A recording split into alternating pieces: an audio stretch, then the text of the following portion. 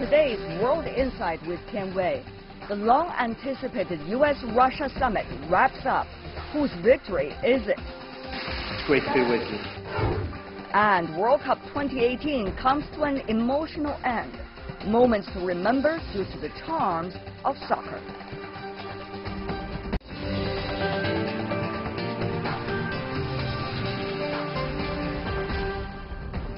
Hello and welcome to World Insight with me, Tian Wei, coming to you live from Beijing on CGTN.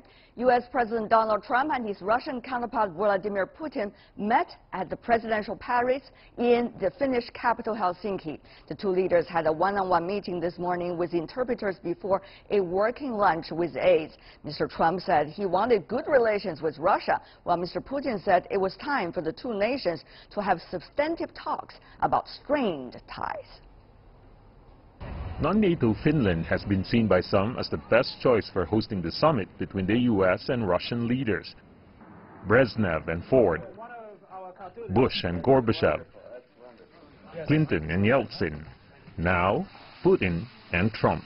Almost any other U.S. president might have deemed this meeting just too politically risky to take. Back in the U.S., 12 Russians have just been indicted for alleged meddling in the 2016 American elections. But none of that has deterred Mr. Trump. Good. So having meetings with Russia, China, North Korea, I believe in it. Nothing bad's going to come out of it, and maybe some good will come out. President Trump's policy on Russia has attracted world attention since the beginning of his term. Possible Russian interference in the 2016 presidential elections loomed, and President Putin congratulating Trump on winning the election is not helping. Amid rising speculation on Russian influence in the elections, Trump fired his national security advisor Michael Flynn and his chief strategist Steve Bannon, both of whom were seen to be pro-Russia. Mr. Trump continued to distance himself away from the Kremlin, ordering a missile strike on Syrian airbase and labeling Russia as a challenge to American power, influence, and interests. In March 2018, after the poisoning of an ex-Russian spy in the UK, Washington joined a collective action by Western countries to expel Russian diplomats. Then came the turnabout at this year's G7 summit, where Mr. Trump seemed to be wooing Russia again. I think it would be an asset to have Russia back in. I think the G8 would be better. I think having Russia back in would be a positive thing. The summit between Putin and Trump could be the icebreaker toward warmer relations between the two global powers, though a lot of challenges remain.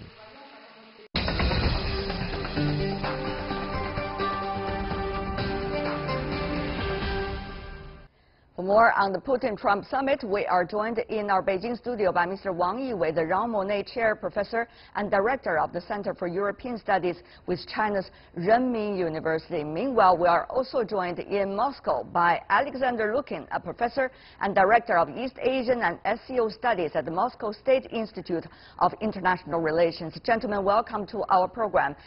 Professor Putin, I want to start with you. How significant is this meeting for Russia and also for Russia as the international presidents, as well as President Putin's domestic politics?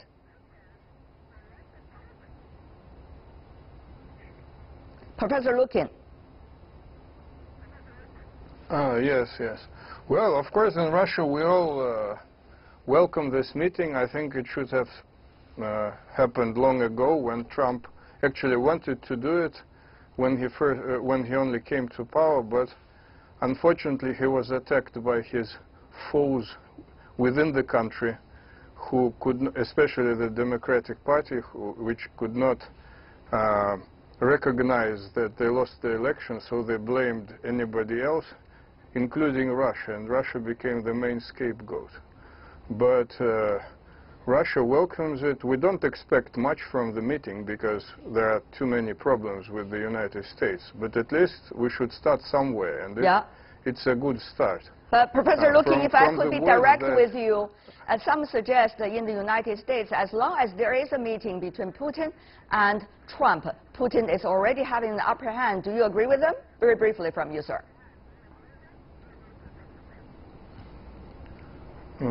Well, we don't really care what some suggest in the United States. The president was quite positive on Russia from the very beginning. It's not, of course, that he's a Russian puppet or anything like that. He is actually very tough on some questions.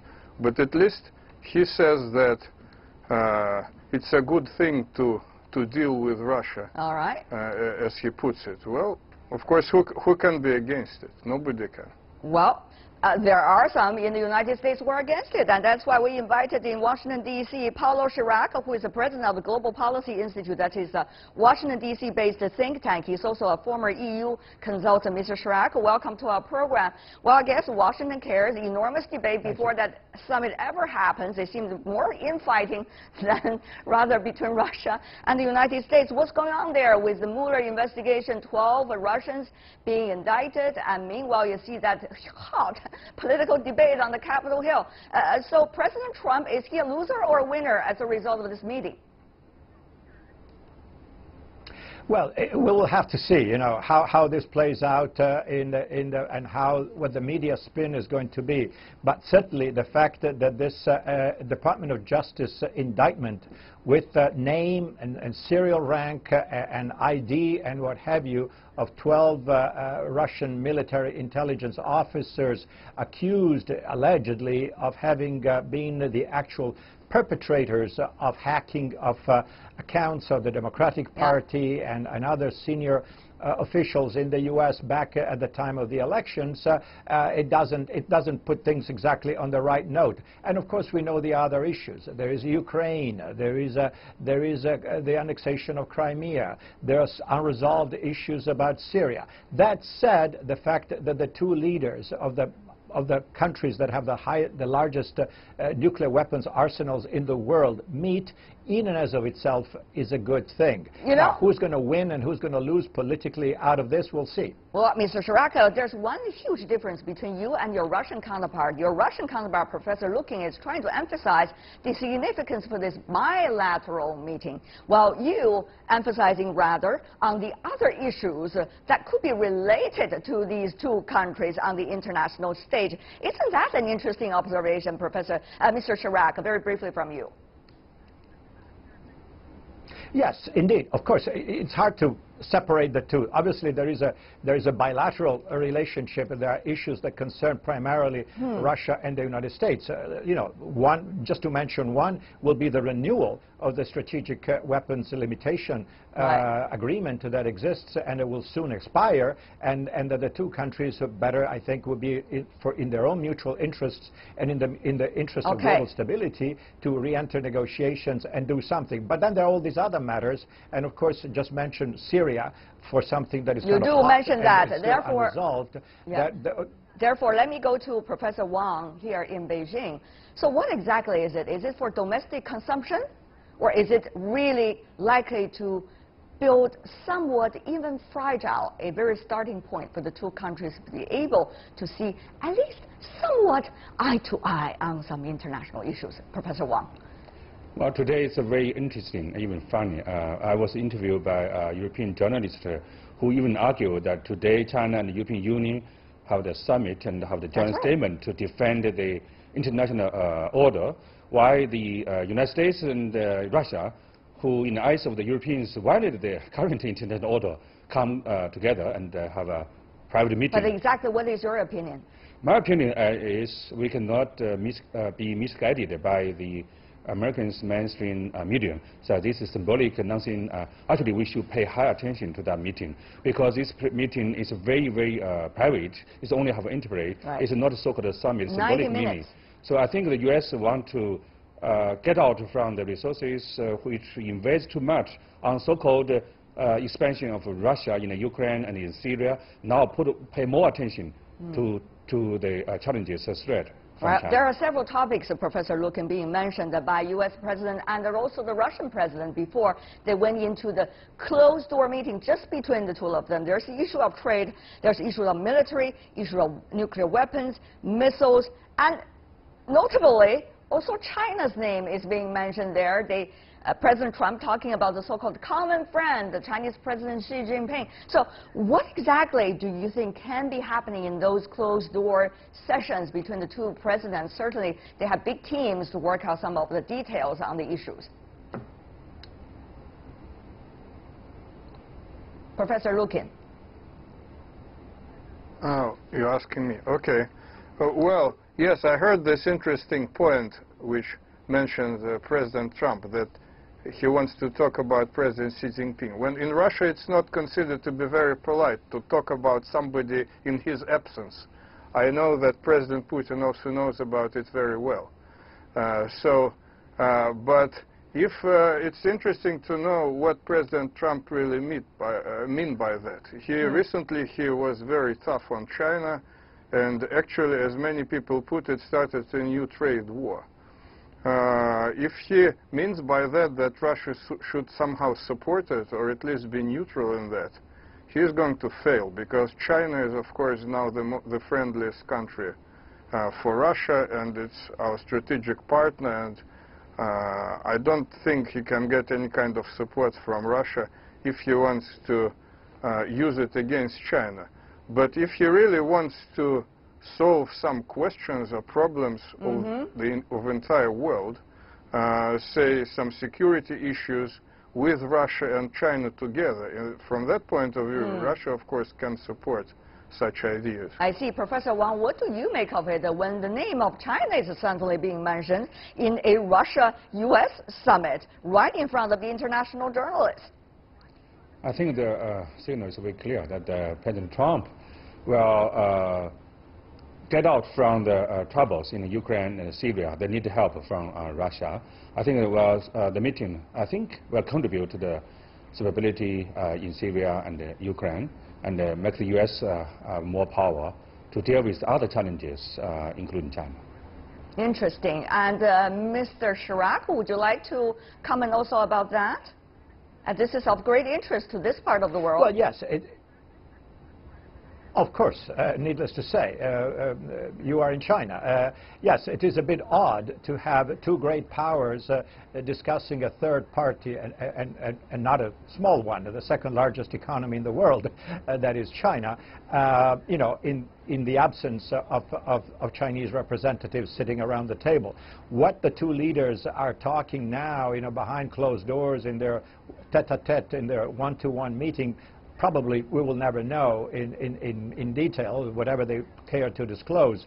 But I would agree that you know, whatever global problems have to be, you know, resolved with the key players at the table. It is no mystery that America has issues with China, most notably when it comes to unresolved trade matters. But I personally think that certainly trade wars are not you know, a good idea, and that whatever the issues are, they should be, you know, discussed openly by the two sides, you know, bilaterally, and that Russia may be helpful as a friend of China and as an interlocutor to the United States to help iron out some issues. But certainly Russia and the United States are not going to resolve issues pertaining, you know, to Washington and Beijing. It's very interesting that President Trump, on the one hand, talking about only want to have a bilateral, while he is talking about a third party, with the absence of the third party in a bilateral summit. That is very interesting conflict in a way, and ideas as well. So let me go to some of the other points. Mr. Chirac, some have been comparing, at least in the United States, this summit in Helsinki between Russia and the U.S. presidents to, let's just say, the Singapore summit between DPRK and also the U.S. president. Some have also been comparing it to President Reagan back in the 1980s, with his meeting with Gorbachev at the time, who was the leader of USSR at the time. Obviously, those two are much more significant by this. But why do you think, Mr. Chirac, that inside the United States, where you are, people want to hype the emphasis and the significance of this, even though this is a very different time?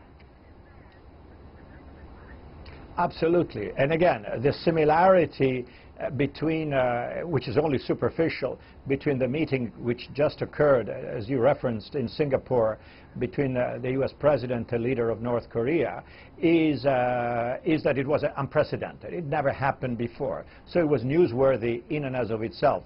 We still haven't seen much in terms of details unfolding regarding negotiations, which hopefully will lead to the denuclearization of the Korean Peninsula, etc., etc. And regarding previous high-level summits between U.S. leaders and then Soviet leaders in Helsinki, which was a venue, repeatedly during the history of the Cold War. Yes, there is some symbolism involved there, but the circumstances were entirely different. At that time, indeed, we had the Cold War. There was an armed confrontation right in the heart of Europe.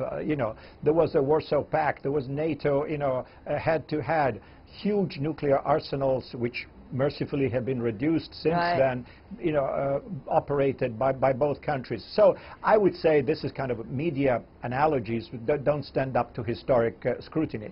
This meeting, which is really not really a summit convened to make decisions or to make huge announcements about new initiatives or having resolved new issues, is a kind of a let's get acquainted type of meeting between Mr. Trump and Mr. Putin. Of course, Mr. Trump, in anticipation of the meeting, said, well, we may have good things happening, and I have a great deal of trust, and I really hope things are going to get better. But these are generalities. Nothing specific has been said. And again, do not expect major announcements from this meeting. All right. Well, you are saying do not concentrate on too much on the details of the progress because there's almost unlikely to be. Let me go to you, Professor Lukin, in Russia about that. Two things in people's back of the mind. One is, what about the sanctions that the U.S. has against Russia together with its European allies? Well, if we could call them allies these days, I don't know about that.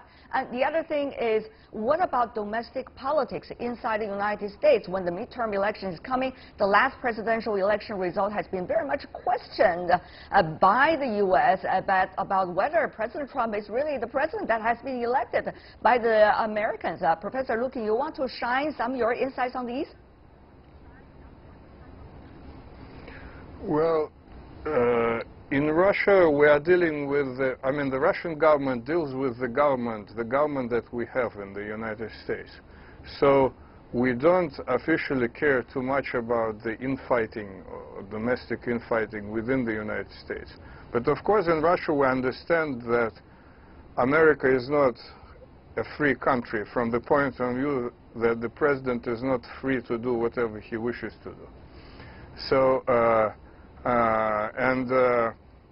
generally, I would say that President Trump is one of the first presidents whom I remember in the United States who really means, who really fulfills the things that he was talking about during the elections. Well, you can see it from Korea, from some domestic problems, from NATO, his attitude towards NATO, whatever he said during the campaign, he was doing.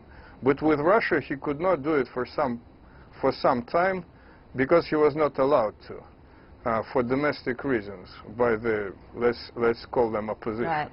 But now he probably thinks that he is strong enough to do something, at least to meet the Russian president, that it's not going to damage his reputation because his improving rate is going up. So we don't expect generally too much from this meeting, but I think the most interesting thing is what's going to happen after the meeting. If the two presidents agree in general terms that they should, for example, look further in detail into Syria situation or Ukraine situation or any bilateral problem, then they can ask some specific people, form some working group to look further into it. Okay. So now the role of this meeting is just general. They should agree on what to talk about. And then details we'll see in a few days. If some groups are formed, if some discussions continue, this means they agreed to something. Well, if not, then they did not agree. Mr. Chirac, of course, in Washington, the ill feelings that many of the U.S. politicians have against Russia have been decades long. And therefore, people wonder, will this summit, if we call it, will be able to produce reduction of sanctions, or at least hopes of that, toward Russia coming from the United States? Will this also be a meeting that the U.S. will be further divide itself with its allies? Once again, I question that word, ally, these days much more than I used to be.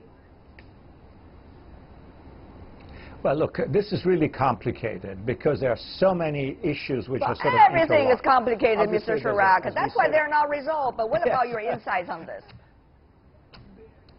My insights are the following. We have still the Mueller investigation unfolding. We have really no idea what may be the outcome of that.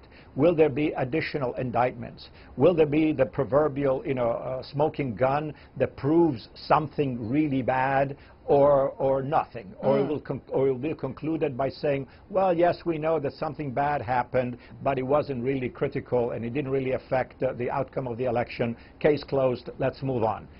We don't really know that. But as long as the investigation is ongoing, this is the buzz of Washington, D.C. And of course, there are all these other issues that you mentioned on the table.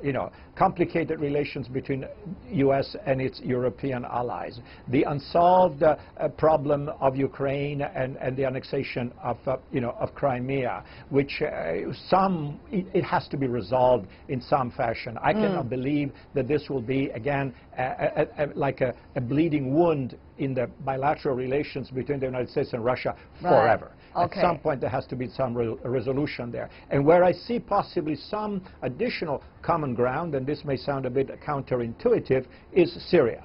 In Syria, Russia holds most of the cards. But I think that the United States has an overriding interest in stability in the region and diminishing somehow or containing Iranian influence. We understand that Russia and Iran, are kind of working together in the Syrian settlement. But there may be some common ground there between the United States and Russia, which hopefully will be explored after this discussion. We'll see.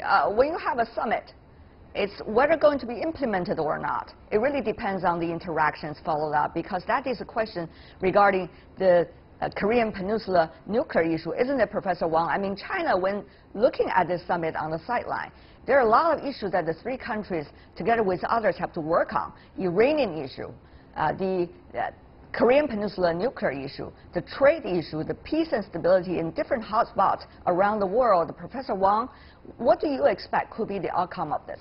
And what should be, according to China?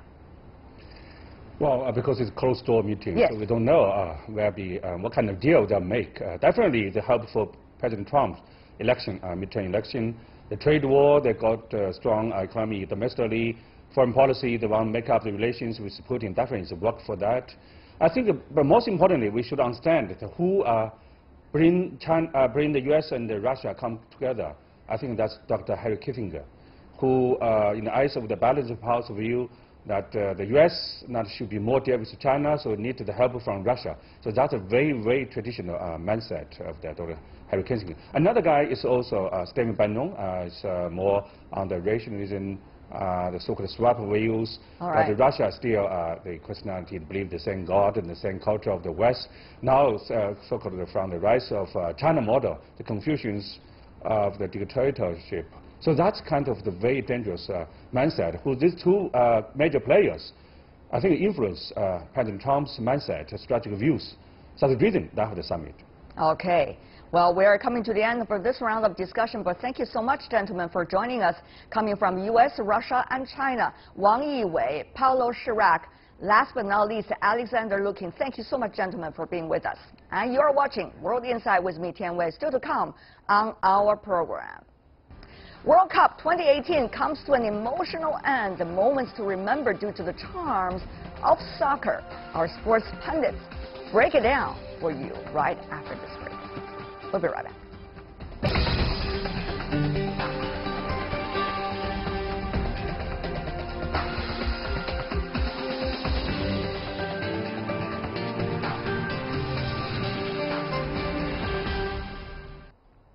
Welcome back. You're still watching World Insight with me, Tian Wei. The program comes to you Monday to Friday on CGTN. The 2018 FIFA World Cup wrapped up with a fantastic win for France as it claims to be its second championship title during what could be described as a tournament of surprises. Not only did Russia host eyeball-grabbing games, but did well in defeating Spain, proceeding into the knockout stage. 2018 was also the first year that neither Argentina, Brazil, nor Germany made it to the semifinals, with Germany's knocking crash out of the group stage. This year, inspirational players such as Luka Modric and Kylian Mbappe received international attention, with Modric, once a refugee who practiced in the midst of war, leading Croatia to its first World Cup finals, and 18-year-old Mbappe rising to stardom after playing his heart out, leading to France's victory. For more on this year's World Cup, take a look at this wrap-up.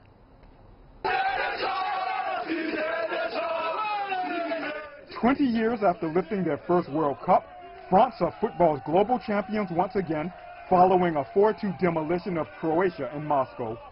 Antoine Griezmann and Kylian Mbappe stood out as two of the best players in the tournament, netting 4 goals apiece to share runner-up honors in the scoring race with 3 others. And the 19-year-old forward, who is already the sport's second most expensive talent, stood out in particular.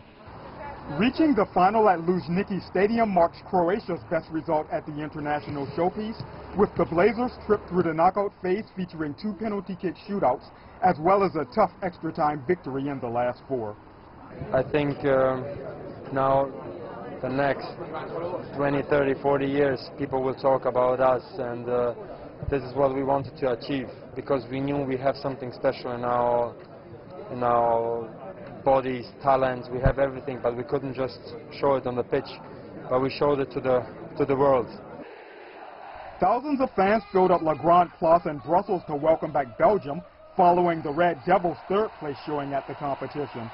Roberto Martinez's men conceded just 5 goals in 7 matches, with goalkeeper Thibaut Courtois earning the Gold Glove, while England returned to London after finishing 4th for the second time in their history, equaling the 1990 side's performance.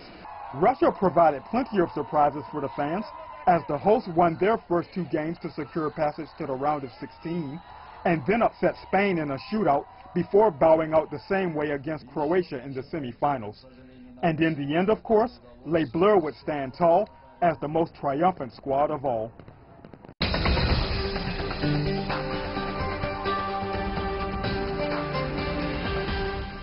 For a quick look back at the World Cup, with us in our Beijing studio, Dong Jun, who is a sports podcaster with EI China Limited. Also in Moscow, we invited Julien Godefroy, who is a French media commentator, who's also a special reporter on the World Cup for NetEase. And in Coventry in the UK, we have Simon Chadwick, who is a professor of sports enterprise at Salford University in Manchester. Gentlemen, welcome to our program. Are you happy about the result? Julien, French, vive la France, it seems this time. Of course. I can see you're sweating right now. Still, obviously, it's been a whole day celebration. I am. Yes, I am privileged because I started really to watch the French national team in 1998 when I was still living in France. And all those years I've been living in China. I watched the catastrophe of the group stage in 2002 while I was in China, eating some Chinese noodles. and anyway, this year is just unbelievable, and to be privileged to be in the stadium when this moment happens among the French fans, that was just unbelievable. Following the team, I've been lucky to to interview the players, and it's beautiful. What are the things they say that impress you the most? Briefly.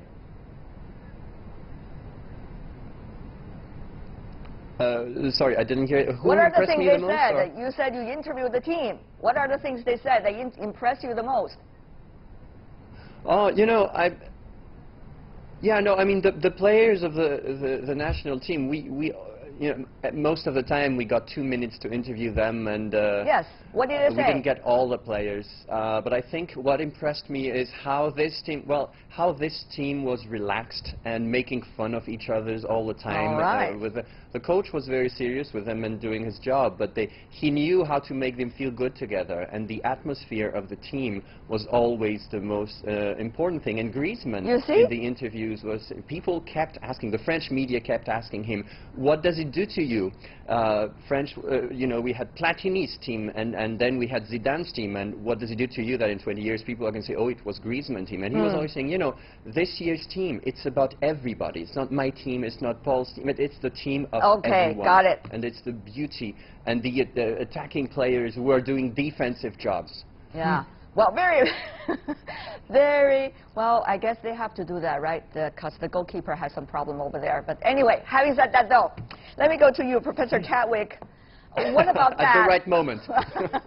What about that? I mean, a lot of surprises this year. Do you think they are usual surprises or they are real surprises?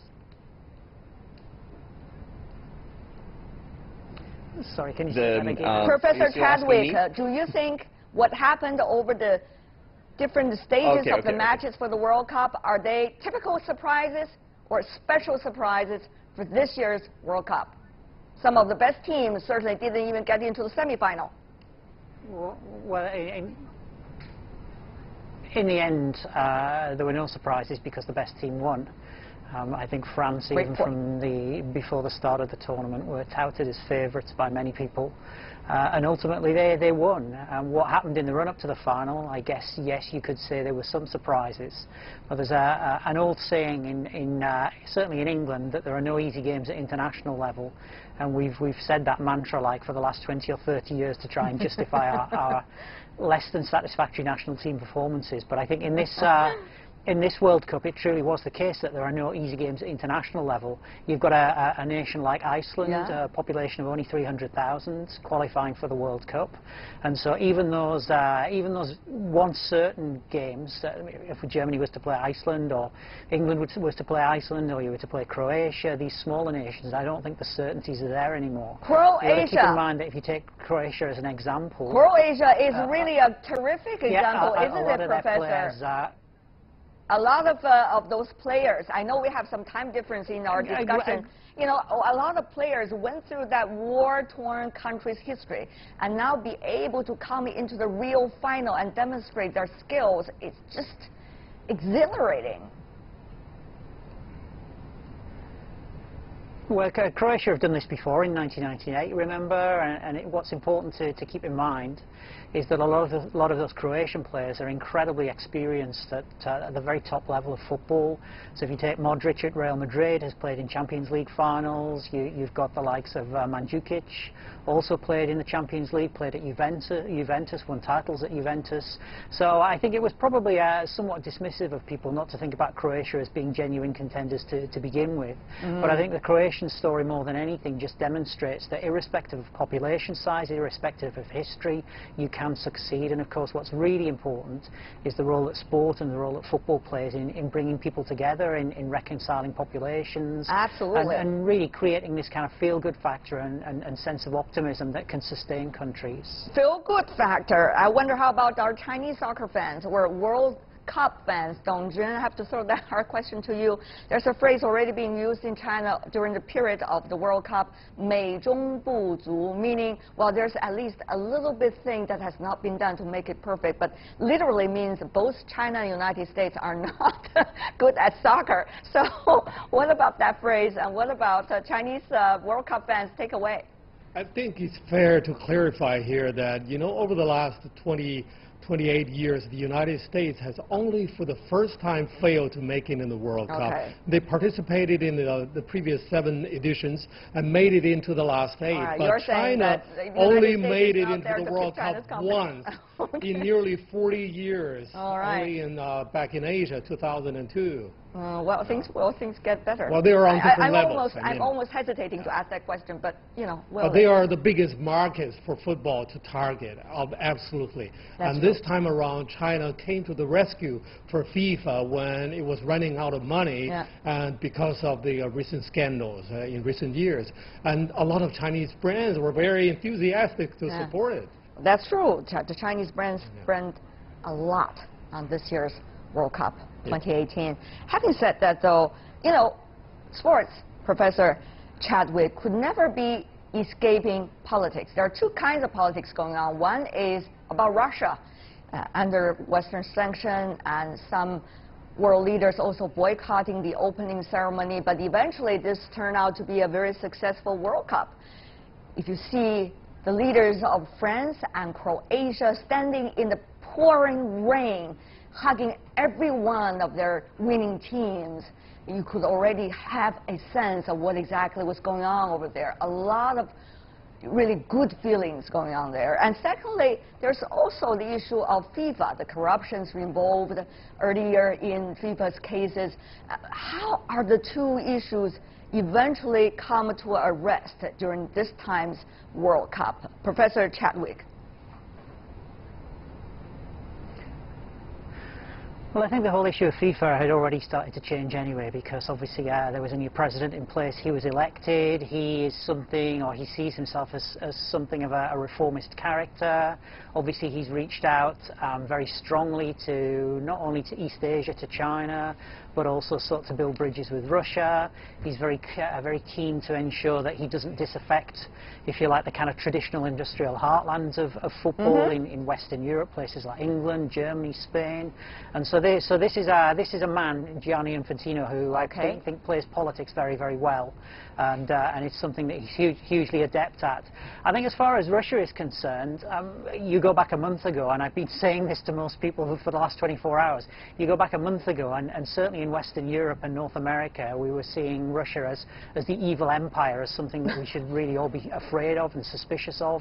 And yet, even this morning, there are news reports where fans are being interviewed and saying what a great country it is. The hospitality is fantastic, the food's great, and so there's no doubt that sports can change people's perceptions of the world and change people's perceptions of countries.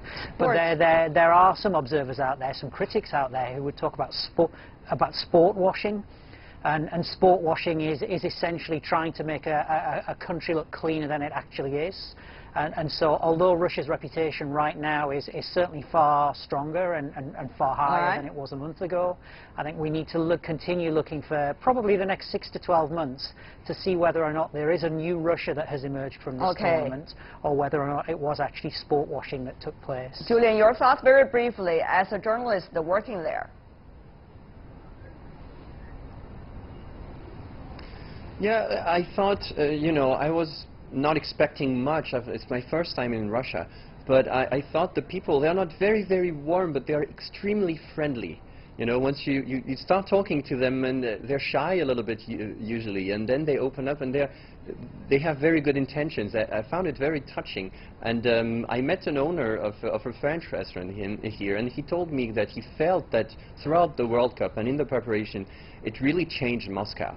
And even the other cities. I mean, something's happening here. The Russian team made a wonderful job, and I think it also was beautiful for everything. And you know, there have been stories also about different countries, nationalities. You've seen Novak Djokovic, who unbelievably just won another Wimbledon, and he's a Serbian, and he said he supported the Croatian team for the final. And in Serbia, it was people were a little outraged, and but hey.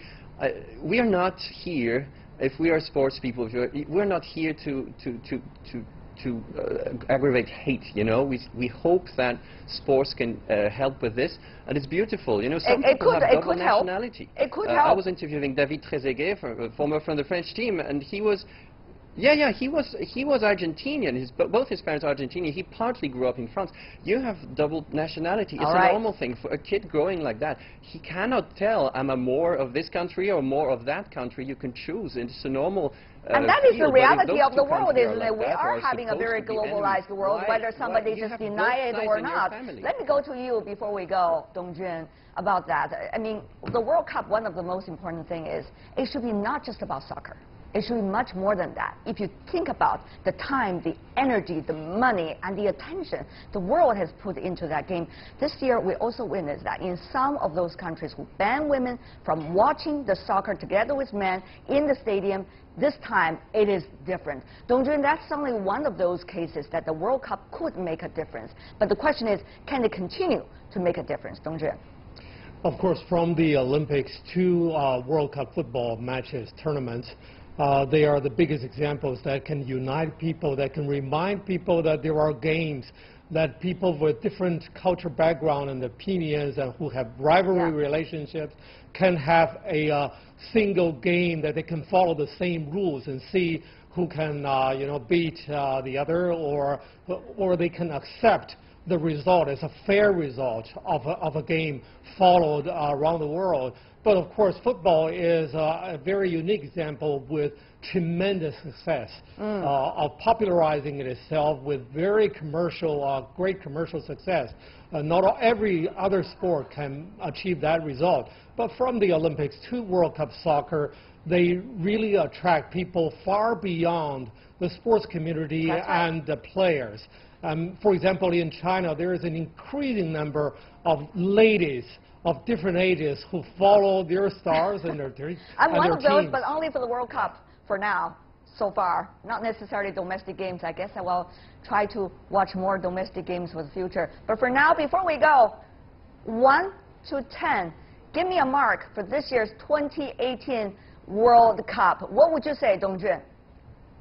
Oh, I think it's a great tournament with a lot of surprises. Okay, so what exactly is it? 1 to 10, give me a mark. I would give it 8.5. 8.5, okay, Julian. For me, it's a 12, because I was here and France won, and I was in the stadium, and I saw everything. I interviewed the players, so it's definitely a 12.5. Let me say one last thing, sorry, before we go. You know, a few Chinese league players also scored and made some great plays. From Beijing. Pogba scored the first ever Manchester United goal in the World Cup history. We are really running out of time. And before we go, Simon, what about you? Which mark? 8 out of 10, 1982 was better than 2018. All right. Well, thank you so much, the three of you, Dong Jun, Julian Gaufroy, and also Simon Chadwick. Thank you so much for being with us. And that is all the time we have for today. If you'd like to see more, try to find us. World Insight CGTN into your search engine, or check out our YouTube channel. Also follow us on Twitter, Facebook. Sina Weibo from Tian Wei and everyone on the World Insight team. Thanks for watching. Tune in again next time for insights across China and around the world. Good night. Thank you.